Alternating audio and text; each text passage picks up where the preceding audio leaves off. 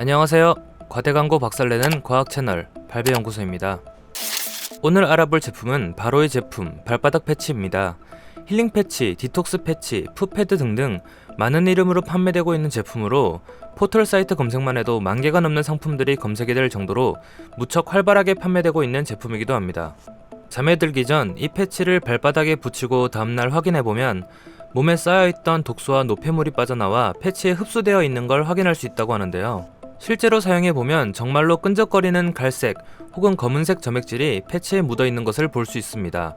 상품을 판매하는 업체들은 바로 이것이 몸에 쌓여있는 독소와 노폐물이며 이 제품을 꾸준히 사용하면 다리의 붓기 완화나 피로회복에 도움이 된다고 합니다. 그렇다면 정말로 이 제품이 과학적으로 신뢰할 수 있는 제품인지 발배연구소에서 한번 알아보았습니다. 발바닥 패치 광고들은 하나같이 제품을 꾸준히 사용할 것을 강조하고 있습니다.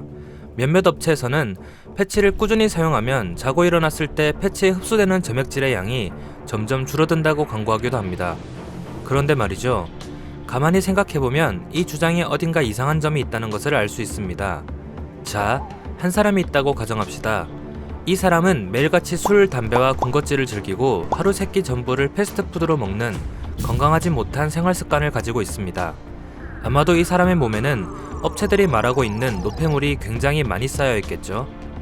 이 사람이 발바닥 패치를 구매해 한 달 동안 꾸준히 붙이고 잠에 들었다면 처음 며칠 동안은 기존에 쌓여있던 노폐물이 빠져나와 꽤 많은 양의 점액질이 패치에 묻어나오고 그 이후에는 처음보다는 적은 양이지만 패치에 묻어나오는 점액질의 양은 변함없이 유지되어야 합니다. 왜냐하면 이 사람의 건강하지 못한 생활 습관에는 변화가 없었으므로 아무리 패치를 붙인다 한들 몸에 노폐물이 쌓이는 것은 계속될 테니까요.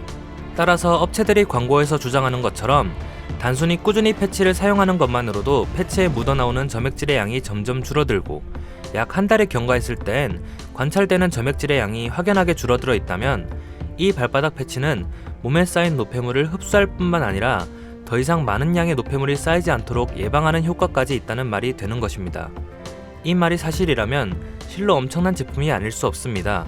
과연 이 신박한 패치의 원리는 무엇이며 무엇으로 만들어졌을까요?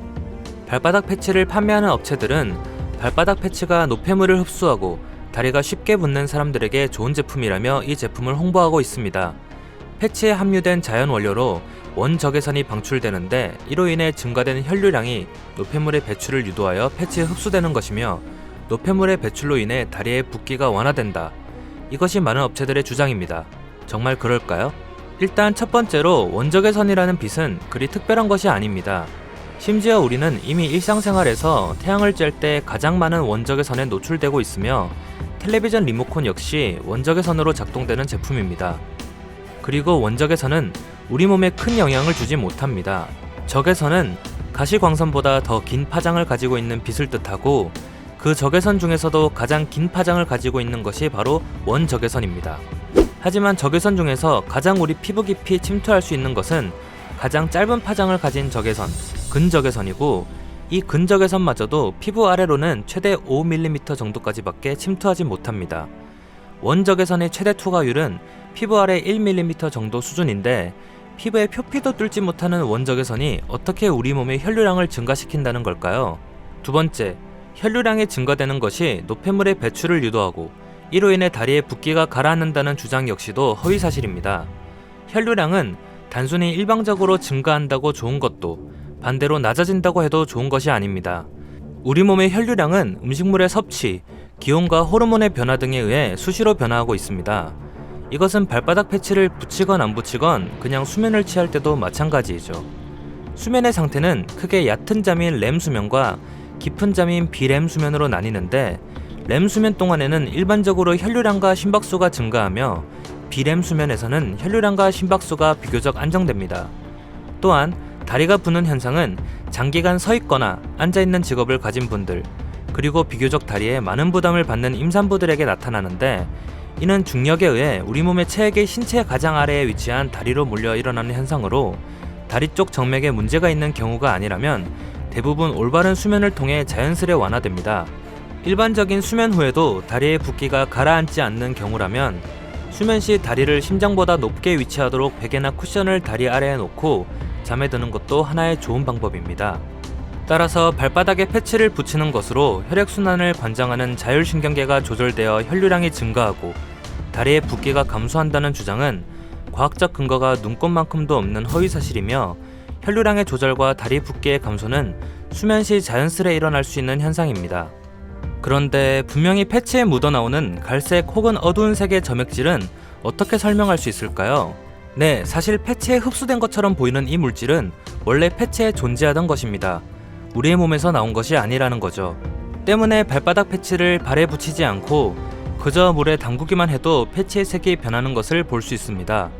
이는 우리나라에서뿐만 아니라 해외에서도 꽤 알려져 있는 사실로, 해외의 한 유튜버는 발바닥 패치를 물, 에너지 드링크, 올리브 오일, 오렌지 주스, 피클즙 등이 담긴 접시에 각각 담그고 패치가 어두운 색으로 변할 뿐 아니라 패치를 쥐어짜면 어두운 색의 액체가 뚝뚝 떨어지는 것을 찍어 이를 광고하는 업체들과 해외 유명 유튜버들을 언급하며 비판하기도 했습니다.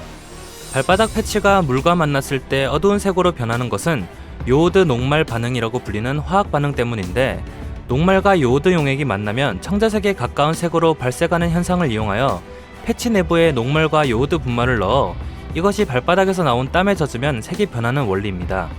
많은 발바닥 패치에서 관찰되는 색의 변화가 원래 요오드 녹말 반응에서 볼 수 있는 청자색보다 더 밝은 색인 갈색에 가깝게 보이는 이유는 아마도 패치 내에 녹말을 분자량이 낮은 형태로 정제한 덱스트린을 넣어 놓았기 때문으로 추정됩니다. 요오드 녹말 반응은 녹말의 분자량에 따라 자색, 청색, 갈색 등 여러 색으로 나타날 수 있기 때문이죠. 아니나 다를까 덱스트린이 원료에 포함되어 있네요. 이렇게 물에 닿기만 해도 패치의 색이 변한다는 사실이 꽤 알려지자 업체 측에서는 이를 해명하였습니다. 미국의 한 연구소에 의뢰한 성분 보고서를 근거 삼아 물만 닿았을 때와는 달리 발바닥에 붙인 뒤에는 노폐물 성분이 검출되었다고 주장했죠. 잘 모르는 소비자가 보았을 때는 무척 그럴듯한 보고서처럼 보입니다. 자세히 한번 살펴볼까요? 보고서에서는 나트륨, 콜레스테롤, 지방, 세균, 효모균, 곰팡이, 요소, 요산이 검출되어 있다고 기록되어 있습니다. 확실히 그냥 물에 함유되어 있을 법한 성분들은 아니네요. 하지만 가만히 생각해보면 이 성분들 역시 별로 의미 있는 성분들이 아님을 알 수 있습니다. 우리는 일반적으로 하루에 600에서 700ml의 땀을 흘립니다. 중간 사이즈의 우유팩보다 조금 많은 양이죠. 또한 수면 시에는 주변의 온도나 환경에 따라 일상생활에서보다 더 많은 양의 땀을 흘리기도 합니다. 게다가 발바닥은 땀이 나기 쉬운 신체 부위 중 하나이죠. 때문에 자는 내내 발에 붙이고 있던 패치에는 꽤 많은 양의 땀이 흡수될 수밖에 없습니다. 우리의 땀은 99%는 물이고 나머지 1%는 나트륨, 콜레스테롤, 지방, 요소, 요산 등으로 이루어져 있습니다. 따라서 보고서에 기재된 목록 중 세균과 효모, 곰팡이를 제외한 것들은 그냥 일반적인 땀의 구성 성분이 검출된 것이죠. 그럼 세균과 효모, 곰팡이는 왜 검출이 된 것일까요? 먼저 여기서 CFU라는 단위는 세균의 수를 세는 단위라는 걸 알아둘 필요가 있습니다. 우리가 흔히 먹는 유산균이나 프로바이오틱스 제품 등에서 쉽게 볼 수 있는 단위이죠. 여기서 52,000 CF/g이라는 수치는 아주 적은 수치로 이는 그냥 발바닥에 존재하는 세균 중 일부가 검출되었다고 보는 것이 타당합니다. 참고로 프로바이오틱스 제품들은 대부분 억 단위의 CF/g 세균이 함유되어 있습니다. 마찬가지로 곰팡이와 효모 역시 그냥 원래부터 발바닥에 있던 것이 검출된 것으로 보는 것이 맞습니다. 이마저도 너무 적은 양이라 정확한 값으로 정량화하지 못하고 대충 10CF/g 미만으로 기재해 놓은 것이죠. 그리고 혹시라도 어쨌거나 땀에 노폐물도 존재하고 땀을 나게 하는 패치라면 몸에 좋은 거 아닌가요? 라고 물으시는 분이 계실까봐 말씀드리지만, 땀으로 배출되는 콜레스테롤, 지방, 요소, 요산과 같은 성분들은 우리 신체에 거의 영향을 미치지 못합니다. 그리고 다시 한번 보고서를 자세히 들여다보면 또 한 가지 이상한 점을 찾을 수 있는데요.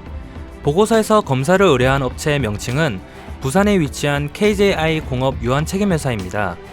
그리고 이 업체가 의뢰한 제품명은 포레스트 에센스 파우더이죠.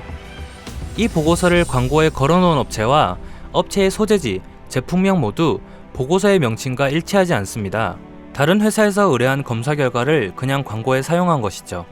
또한 보고서는 2005년의 것이지만 해당 광고를 기재한 업체는 2018년에 인허가가 났으며 2020년 현재 이름으로 회사의 명칭을 바꾸었습니다. 변경 전의 회사명 역시도 보고서의 것과 다릅니다.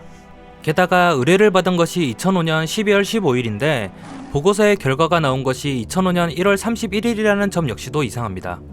공신력이 중요한 연구소에서 이런 기본적인 실수를 한 것이 의아하여 조금 찾아봤더니 미국 FDA의 인증기관이라는 이 연구소는 한국인이 설립한 연구소이며 현재에는 이 자리에 한 인쇄소가 들어서 있습니다. 현재에는 존재하지도 않는 연구소인 것이지요. 이런 보고서를 버젓이 광고에 걸어놓다니 얼마나 소비자를 그저 돈으로만 보는지 잘 알 수 있습니다. 그런데 이런 제품을 이렇게 버젓이 판매해도 되는 걸까요? 이미 11년 전 우리나라의 공정위에 해당하는 미국 연방거래위원회에서는 허황된 효능으로 발바닥 패치를 광고하고 이를 판매한 회사에게 1,450만 달러의 판매 수익을 환수하고 제품의 판매를 금지한 사실이 있습니다.